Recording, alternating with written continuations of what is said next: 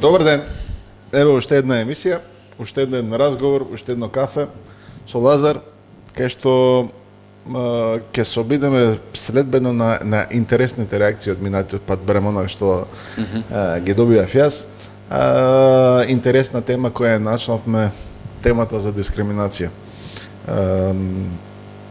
Пред да влеземе на темата, повторно, стандардното, лајкнете, претплатете се на каналот на МЗЗПР, следете на социјалните медиуми и уште поважно, вклучете се, споделувајте, коментирајте, за трудот се работи.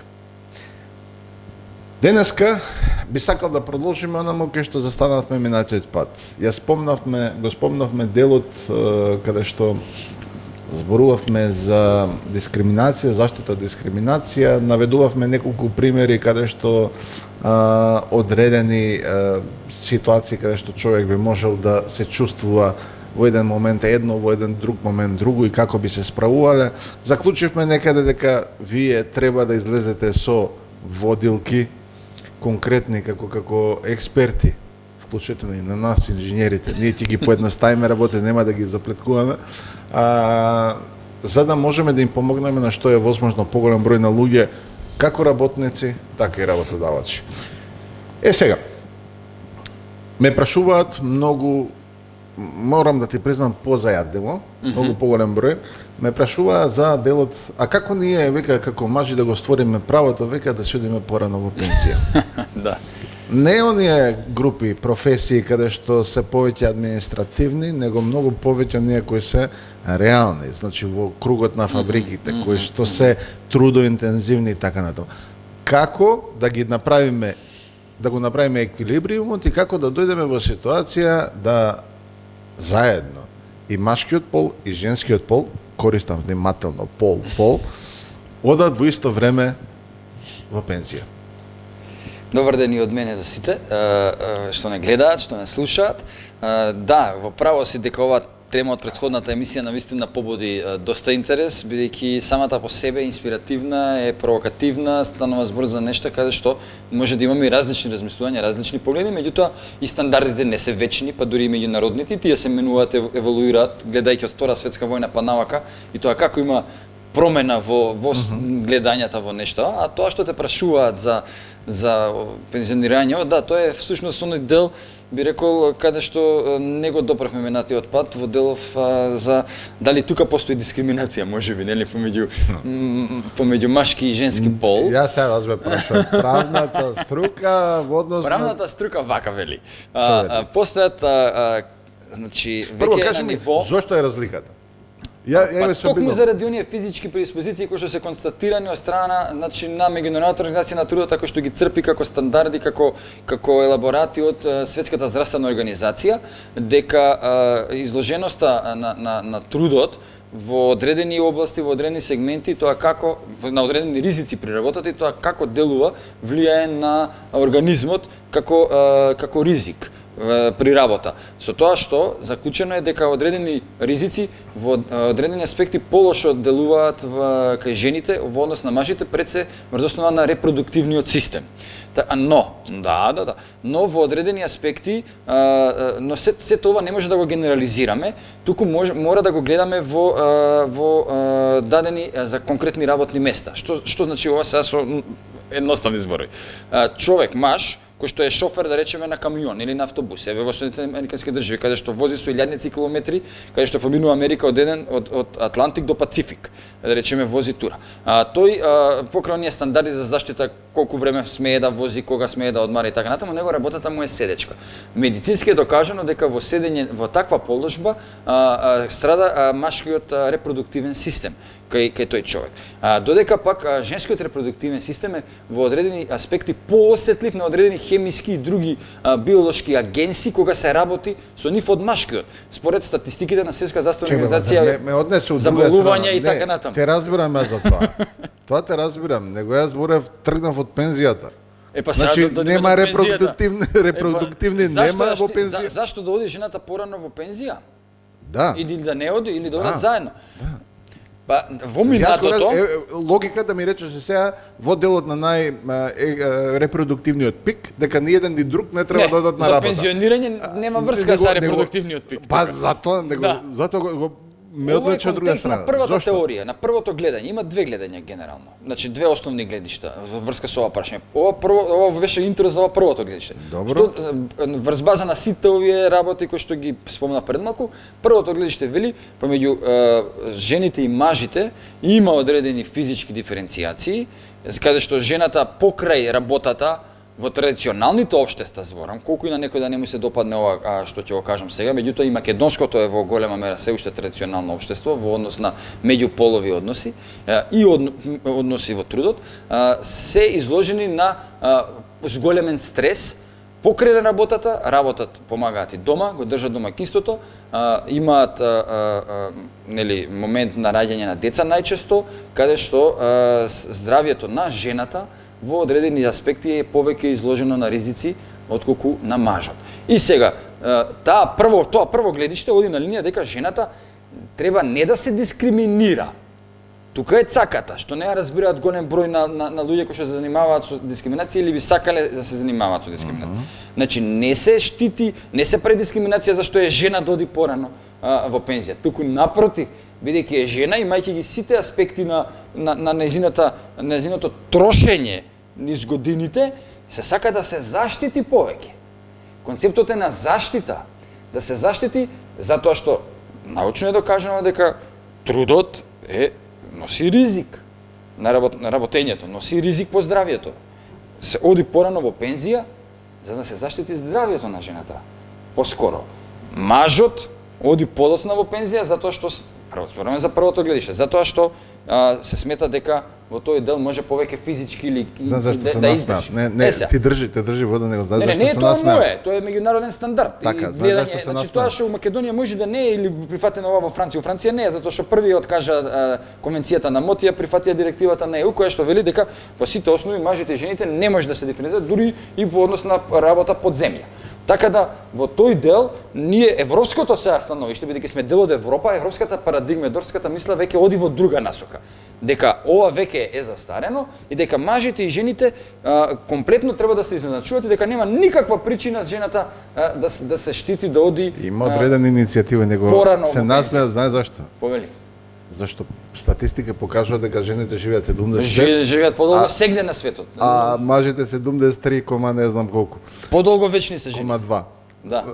Значи сме ги заштитили. Сме ги заштитили. Женскиот пол. Се си има историја. Се разбираме. Не, стави го, дојде на ова прва теорија. Стави го во контекст и кавалјерството и сите оние останати представи. Не, сосема е друго. Се стави во тој кош. Добро. Зошто да не има возможно, обратно ќе оставам сега. Зошто да не има возможно на жените да работат до 67? А мажите затоа до што 65?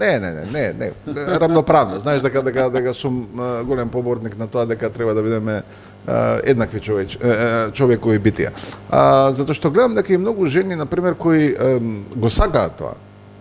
Имаат проблем да секоја година мораат да бараат продолжување, да секоја, знаеш, се ставаат во ситуација да повторно као да молјакаат, да не дојдат во ситуација на 67 и тие да одат ако доколку сакаат. Треба веројатно тука кога веќе ги концепираме овие закони за работни односи, закон за пензионирање или како пензиско и инвалидско осигурување, да дојдеме во некоја ситуација да тргнеме од тоа дека имаме работа со човекови битија.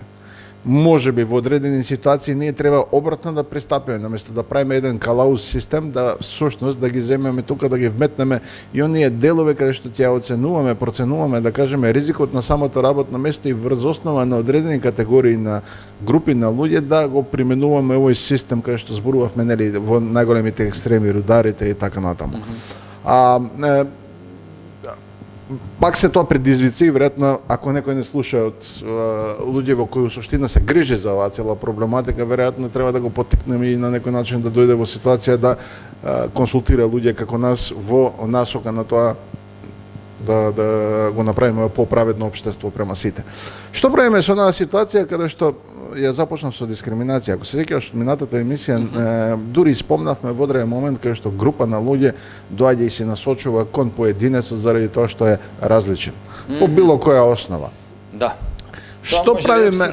Психичко вознемирување, дури сексуално, па дури го нарекуваме по секоја основа. Да. По секоја основа. Тоа е острахизам, тоа е диференцирање на одредено лице, таргетирање, стајање на страна и буквално обкружување со една непријатна атмосфера. Така, по секоја основа дури имавме некои иницијативи, само што жал ми е дека тоа не заживеа баш онака како што треба. Онај закон за забрана од мобирање, за вознемирување. Заштита психолошки и сексуално вознемирување, заштита и спречување психолошки и сексуално. Знаеш, доаѓаме ние во ситуација дека имаме исклучоци по секоја основа. Значи, имаме ситуација каде што и правото на пензија, правото на поинаква работа, на минатиот пат зборувавме за прераспределување на одредени други работни места, но тоа ќе се случи единствено кога човекот е храбар. Кога ќе дојде и ќе каже доста. Значи, излагам јавно и кажувам што правиме со оние луѓе кои се всушност ставени во фокусот на онаа група која треба да го репресира, која треба да го доведе него неизе во одредено место, како тие луѓе на пример да излезат на површина, како тие луѓе да дојдат во ситуација или како ние како општество да го препознаеме тоа. Вака, јас пред да одговорам на ова, од преска вака те слушам, меѓутоа ми се врти во позадина една друга мисла во врска со ова пензионирање. Ја би сака само уште збор два да кажам за ова. А ти сакаш у пензија дојдеш? Добро. Не, ја не сакам у пензија. Се договориме един. Не идеме у пензија. Пензијата не е лоша работа. Сакам да ти напоменам една работа. Секогаш кога збориме за пензионирање на граѓани, на вработени, да знаеш дека се мечираат различни интереси. И многу ретко интересите на работодавачите на државата пред се, и па дури на вработените се во една точка се сечат. Разбира. Станува збор за исклучително чувствителна материја. И тука ако вместиш и овие аспекти кои што ги отворивме со дискриминација, дали е за жени порано пензионирање или не, по мене Македонија има еден многу интересен систем за пензионирање на мажи и жени, кој што навистина мислам дека одговара на нашите потреби. Кај нас жените со 62 години можат да одат во пензија, но само ако сакаат. Доколку не побараат, до 64 години го имаат правото, како и мажите, да продолжат со работата. По 64 години и мажите и жените може да го продолжат работниот однос до навршување на 67 години. Имаме одлука на Уставен суд во овој дел, значи каде што сметаше дека постои дискриминација и со право, според мене, Уставниот суд добра одлука донесе каде што им даде можности на мажите и на жените да се пензионираат до навршени 67 години. Но во правната постапка, особено сакам да го кажам за оние што не гледаат, бидејќи баш пред некој ден има прашања правни, буквално, да речем, кои што пријатели ме консултира на оваа тема, е што во правната постапка жените од 62 до 64 години не се пензионираат по автоматизам. Ако наврши на 62 години, одма дојде у пензија, бидејќи имаме такви случаи у пракса и судски постапки имаме. Она се пензионира на 62 години само ако побара. На 63 само ако побара. И меѓу 62 и 64 она според мене може да побара во кој било период. Зашто да чека само на точен ден кој ќе ми биде роден ден или не знам утре ден. Значи во тој дел она ако побара може да оди порано во пензија. Ако не, работодавачот не може да и даде решение или одлука ти наполни 62 години сега одиш во пензија. Значи не може тоа да го направи. Да разберете, 62 ако наполните, можете да побарате. Но по автоматизам нема да. Не одат жените во пензија. Ако по автоматизам на 64 години одат и мажи и жени, ако не побараат, повторувам, ако не побараат, согласно условите предвидени во ЗРО, во Закон за работни односи, да им се продолжи работниот однос за една година плюс. И тоа мора да го прават за секоја година, значи претходната за следната, и работниот однос се продолжува автоматски, екс леге, со самото поднесување на барање, работниот однос се продолжува до максимум законот вели 67 години. Сега за сега. Така да, тоа сакам да го кажам, многу е важно, и во тој аспект, значи, гледаш дека некако дојдовме до една избалансирана ситуација, каде што ем се штити жената, тоа е така наречена посебна заштита на одредени категории вработени, кои влегуваат жени, малолетници, лица со инвалидитет и постари вработени. И тоа се меѓународни стандарди. И жената секогаш е некако за малолетниците, за лицата со инвалидитет, за постарите работи нема толку контраверзи. Меѓутоа за жените во последно време, под влијание на новите сваќања на феминистичките движења, веќе во Европа, зборам само за Европа, значи не е истата ситуација во Азија или во Африка или во Латинска Америка, во Европа веќе се напушта тој концепт на мод и се воспоставуваат нови европски стандарди каде што буквално се оди на линија да во сите аспекти жената биде изедначена, напуштајќи го градиштето дека жената треба посебно да се заштити во работен однос. Велат не треба да се заштити посебно жената. Нека тера, нека работи под еднакви услови. Да. Но работодавачот повторно го обврзува да биде да го направи онака. Тоа мношто две острици, има и добри страни, но има и негативни страни. Не случајно на светско ниво во минатото се штитала жената во одредени аспекти. Сега некој тоа што го препознал како дискриминација е прашање на мајнсетот, прашање на гледање од кој агол ги гледаш работи, дали ги гледаш од тој агол на масава или од овој агол на масава. Што се однесува до ова што го спомна ти за мобингот, за психолошкото вознемирување.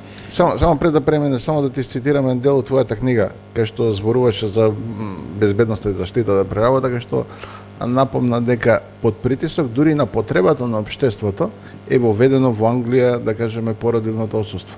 Затоа што жените кои работеле всушност не им следувало. Така е, но заради тоа што почнало драстично да паѓа наталитетот на населението, заради тоа што се вработувале жените, работодавачите биле приморани самите дошле до тој заклучок да всушност дојдат во ситуација да обезбедат 3-месечно, ако се сеќавам, некој се породил на отсуство. Па започнуваат прво они со 2-3 недели, со една недела и така во денешни рамки смешно, дури е нонсенс. Тоа е само пред 100 години. Да, тоа не и помалку од 100 години.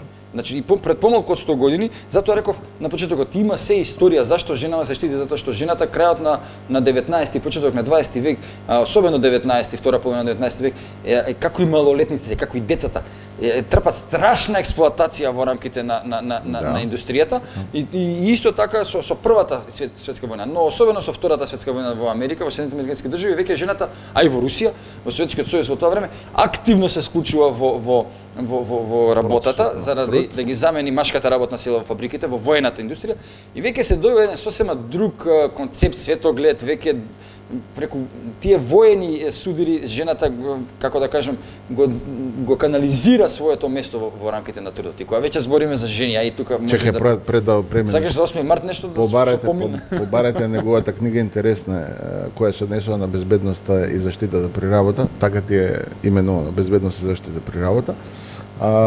Ако не контактирате, ќе ве обезбедиме примерок. Кажа за 8 март, после тоа ќе те вратам на делот со мобирање.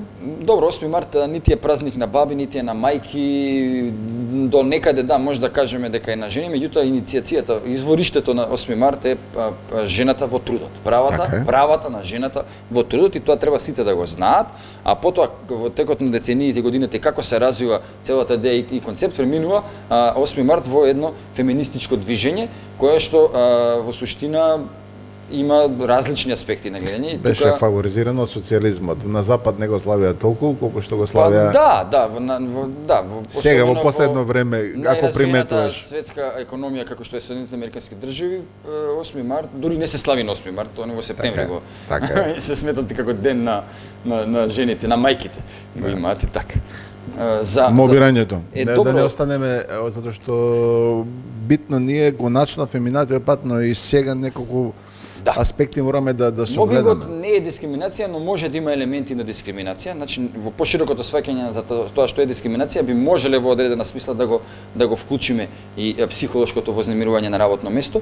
Станува збор за исклучително негативна појава која има штетни последици за индивидуата која што е жртва на мобинг, за самата компанија и за продуктивноста и растот на компанијата, она што го збориш ти, работодачите што сакаат да го плодуваат капиталот, и има општествен негативен аспект и за здравствениот систем, но и за поширокото општество. Колку повеќе луѓе имаме мобирани на работно место, кои што се жртви на мобинг, толку повеќе имаме несреќни луѓе, несреќни семејства, обременен здравствен систем, здравствена заштита повеќе активна во делов на санирање на последиците и едно општество кое што рефлектира со една неубава, би рекол, енергија, мисла или слично. Како јас, како дежурен консуматор на вестите кои секојдневно се пласираат на сите оние медиуми, да им помогнам да му помогнам на најголемиот вработувач во државата, тоа е државата, да ги решат сите оние случаи на мобирање, кога едниот ќе дојде на власт, па другиот излегуваат еден куп луѓе, па другиот се вработуваат и така натаму. Како ние да си помогнеме во оваа држава да сватиме дека да, можеби принципот на моментално искористување на ситуацијата е интересен, но е краткоглед. Како да направиме ние да дојдеме во ситуација да тие сватат дека стручните луѓе треба да се ценат, затоа што единствено тие може да донесат напредок. Како да го спречиме мобингот, кој всушност е секојдневие на екраните, на телевизиите? За жал, би се сложил со тебе дека во јавниот сектор, како и во стопанството, но и во јавниот сектор има особено изразено психолошко вознемирување на работно место, пратејќи ги овие аспекти кои што ги спомна, а тоа се промена на одредени политички елити, промена на политичка структура во државата и така натаму, но и не само тогаш. Мобинг, психолошко вознемирување се појавува и